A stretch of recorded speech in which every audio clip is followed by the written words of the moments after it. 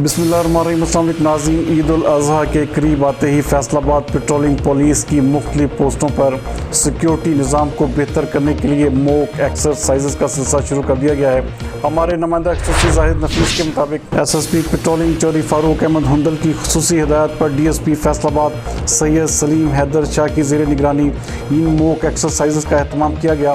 इन exercises का मकसद ईद उल अज़हा पर हर तरह के सिक्योरिटी हालात से नबर्दाज़मा होने के लिए तैयारी करना था।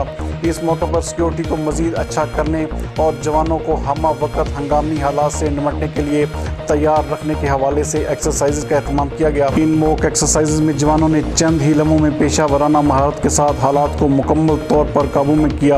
एसएसपी चौधरी फारूक अहमद हुंदल ने नौजवानों के जज्बे को खूब सराहा और शाबाश भी दी। बादअज़ां एसएसपी फारूक हुंदल ने डीएसपी सैयद सलीम हैदर शाह की कारकर्दगी को सराहा और इन तमाम पेट्रोलिंग पोस्ट के इंचार्जेस और गश्त अफसरान को हिदायत जारी की कि अलर्ट होकर ड्यूटी सरअंजाम दें और हमा वक्त हंगामी हालात से निमटने के लिए तैयार रहें।